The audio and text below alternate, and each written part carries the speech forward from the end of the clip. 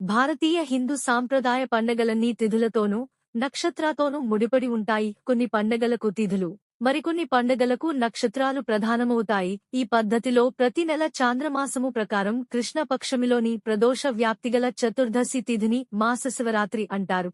ఇది శైవులకు ఉపవాస వ్రతములకు ముఖ్యమైనదిగా భావించి శివుణ్ణి కొలుస్తారు. సూర్యాస్తమ సమయమునకు పరమందు 6 ఘడియలను ప్రదోషకాలమంటారు. మాఘమాసములో కృష్ణపక్ష చతుర్దశి అర్ధరాత్రి వ్యాప్తి చెంది ఉన్న రోజును మహాశివరాత్రిగా పరిగణింపబడునని ధర్మసింధువు వంటి శాస్త్రగ్రంథాలు తెలుపుతున్నాయి.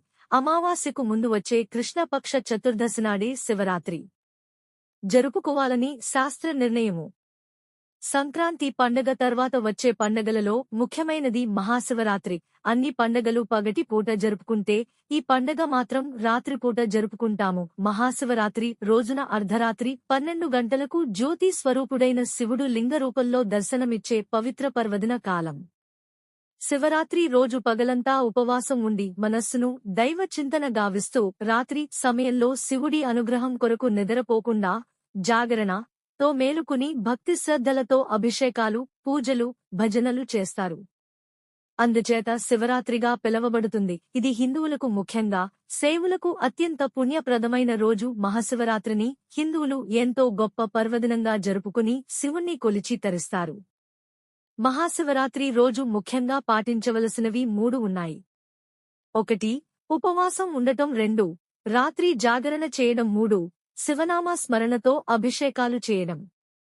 శివుడు లింగోద్భవ మూర్తిగా అవతరించడానికి ఒక పురాణ కథ ఉంది. ఒకానొక రోజు బ్రహ్మ, విష్ణువుల మధ్య మాట పెరిగి వారిరువురిలో ఎవరు గొప్పో అని తేల్చుకోవాలనుకున్నారు. విషయంలో సయోగ్యత పొందక వాదన తారాస్థాయికి చేరింది.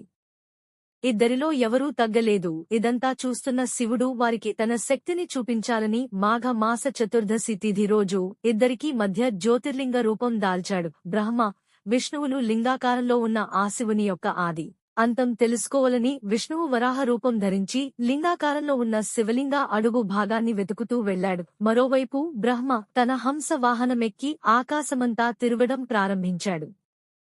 వీరిద్దరూ ఎంత ప్రయత్నించినా ఆ లింగం యొక్క మొదలు చివర ఏదో అని తెలియక వెతుకుతూ అలసిపోయారు. చివరికి ఇక లాభం లేదనుకుని ఇద్దరు కలిసి శివుని వద్దకు చేరుకుని మేము నీ శక్తిని తేల్చుకోలేకపోతున్నాము అని అడగగానే శివుడు చిరునవ్వు నవ్వి మీలో ఎవరు గొప్ప అనే పోటీతో వాదోపవాదనతో ఉన్నదానిని గమనించి మీ పోటీని తగ్గించడానికి నేను ఈ లింగాకారంగా అవతరించాల్సి వచ్చింది అని వారికి నిజరూపంతో వివరించి చెబుతాడు. అప్పుడు బ్రహ్మ, విష్ణువులు శివుడి ఆధిక్యతను గ్రహించి పూజించి కీర్తిస్తారు. ఆ రోజే మహాశివరాత్రి అయినదని పురాణ కథనం.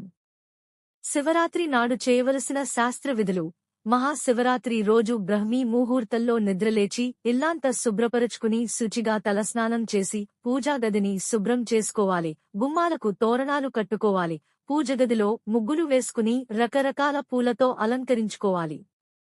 లింగకాలంలో ఉన్న శివునికి శుద్ధ జలంతో, ఆవుపాలతో, పంచామృతంతో, వివిధ పూజా ద్రవ్యాలతో, పుష్పాలతో అభిషేకించుకుని ముఖ్యంగా మారేడు దళాలను, బిల్వపత్రాలను, తుమ్మిపూలను, గోగుపూలు, తెల్లని, పచ్చని పూలతో శివనామాలను కాని పంచాక్షరీ మంత్రమైన ఓం నమఃశివాయ అని స్మరిస్తూ పూజించాలి.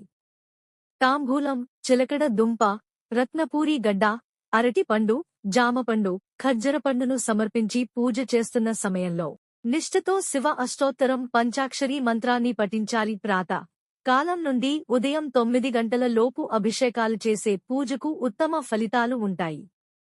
మననం చేసేవారిని కాపాడేది మంత్రం అంటారు కాబట్టి పరమేశ్వరుణ్ణి మనస్సులో నిరంతరం మననం చేసుకోవడం వలన అష్టాైశ్వరాలు, సుఖ సంతోషాలు, భోగభాగ్యాలు కలుగుతాయి. శివరాత్రి రోజు అర్ధరాత్రి 12 గంటలకు లింగోద్భవ సమయం. ఈ సమయంలో గనక శివున్నభిషేకిస్తే పునర్జన్మ ఉండదని ప్రతీతి. శివుడు అభిషేక ప్రియుడు. స్వామికి భక్తితో నీళ్లతో అభిషేకం చేసిన చాలు తమ భక్తుల భక్తికి స్వామి పొంగిపోతాడు. అందుకే శివుణ్ణి బోళాశంకరుడని పేరు. భగవత్ పూజకు భక్తి ప్రధానం అని అర్థం చేసుకోవాలి. సాయంత్రం 6 గంటల నుండి మరుసటి రోజు ఉదయం 6 గంటల వరకు భక్తి శ్రద్ధలతో శివనామాలను, శివపురాణం మొదలగునవి చదువుకుంటే విశేష శుభఫలితాలు పొందుతారు. మహాశివుడు అనేవాడు మాతృవాత్సల్యం కలవాడు. అంటే తల్లి తన బిడ్డను ఏ విధంగా రక్షించుకుంటుందో శివుడు తన భక్తుల భక్తికి పరవశించి కోరిన కోర్కెలను తీరుస్తూ రక్షించుకుంటాడు. ఈ మహాశివరాత్రికి పగలంతా ఉపవాసం ఉండి రాత్రంతా జాగరణ చేసి మరుసటి రోజు స్నానం చేసి మహానైవేద్యంగా అన్నం కూరలు వండి దేవునికి నివేదన చూపించి ఉపవాసం చేసిన వారు తినే కంటే ముందే ఆవుకు బియ్యం, తోటకూర, బెల్లం కలిపి తినిపించి గోమాతకు 3 ప్రదక్షిణలు చేసి ఆ తర్వాత పేదవారికి అంటే ఆకలితో అలమటించే వారికి అన్నదానం చేయాలి. పశు పక్ష్యాదులకు కూడా ఏదైనా అవి తినే ఆహార పదార్థాలు మరియు త్రాగడానికి నీటిని వాటికి ఏర్పాటు చేయాలి. ఈ తంతు పూర్తి చేసిన తర్వాతనే తన ఉపవాస దీక్ష విరమణగావించాలి. ఈ పద్ధతులలో చేస్తే ఎంతో పుణ్యప్రదంతో పాటు సమస్త గ్రహదోష నివారణ కలిగి దైవానుగ్రహం పొందుతారు. ముఖ్యంగా మనకు ఉన్న ఆకలి సాటి వారికి కూడా ఉందని గ్రహించి భగవంతుని అనుగ్రహం వలన మనకు కలిగిన దానిలో మనకున్న సంపదలో లోక కళ్యాణార్థం మనవంతుగా కర్తవ్య బాధ్యతను చేపడితే ఆ భగవంతుడు మన దాన ధర్మ బుద్ధికి మెచ్చి కోరిన కోరికలు తీర్చి అన్ని విధాల రక్షణగా తోడు నీడగా నిలుస్తాడు. సాక్షాత్తు పరమశివుడు తన భక్తుల బాధలను స్వీకరించడానికి భిక్షాటన చేస్తూ వారు చేసే దానాలను ఏ రూపంలోనైనా వచ్చి భిక్ష తీసుకుని దానం చేసిన వారిని అనుగ్రహిస్తాడు. ఈ సూక్ష్మపరమార్థమైన విషయాన్ని గ్రహిస్తే దైవాంశ సంభూతులమవుతాము. దాన ధర్మాలు చేస్తే తిరిగి మనకు చేలిమేలో నీరును తోడితే తిరిగి కొత్త నీరు ఏ విధంగా పుట్టుక వస్తుందో అదే విధంగా మన దాన ధర్మ పుణ్యఫలం మనకు మన కుటుంబ సభ్యులకు ఏదో రకంగా లభిస్తుంది.